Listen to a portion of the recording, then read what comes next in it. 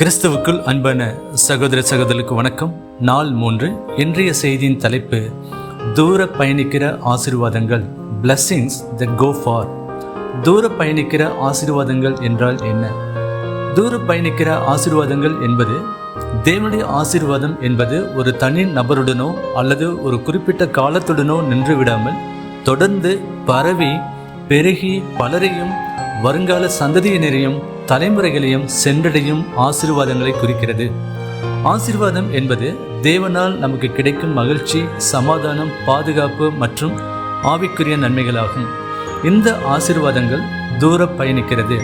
இவைகள் தூர பயணித்து குடும்பங்கள், சமூகங்களை தொட்டு சில சமயங்களில் ஆசீர்வாதத்தை கொடுத்த தேவனை அறியாத மக்களையும் சென்றடைகின்றன.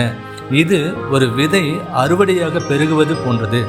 ஒரு குழந்தைக்கு வழங்கப்படும் ஒரு சிறிய கல்வி உதவித்தொகை அந்த குழந்தையின் எதிர்காலத்தை மாற்றுவதோடு மட்டுமல்லாமல் பல வருடங்களுக்கு பின் அந்த குழந்தையின் குடும்பத்திற்கும் அந்த சமூகத்திற்கும் அந்த உதவி ஆசீர்வாதமாக அமையும்.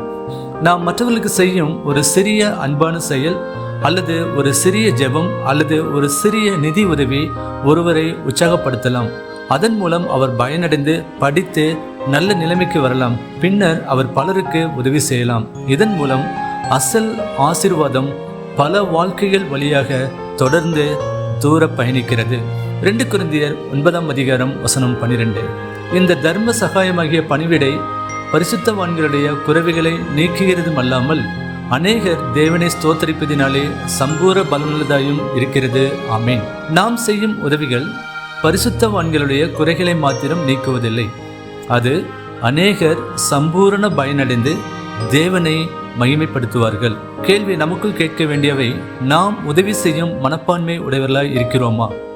நாம் செய்யும் உதவிகள் அது மற்றவர்களுக்கு ஆசீர்வாதமாக மாறி பல சந்ததிகளை சென்றடைகிறது என்பதை நாம் புரிந்து கொள்ள வேண்டும். இந்த உண்மையை நாம் புரிந்து கொள்ளும்போது மற்றவர்களுக்கு உதவி செய்ய தயாராய் இருப்போம். இன்று நாம் ஜெபத்தில் தேவனை நோக்கி கேட்கக்கூடிய முக்கிய காரியம்: இயேசுவே, எங்கள் மூலமாக நீர் கொடுக்கும் ஊக்கம் அது செல்லும் இடமெல்லாம் ஜீவனை கொண்டு வரட்டும். தூர பயணிக்கிற ஆசீர்வாதங்களை கொடுக்கும் தேவன் உங்களை ஆசீர்வதிப்பாராக. Have a blessed day.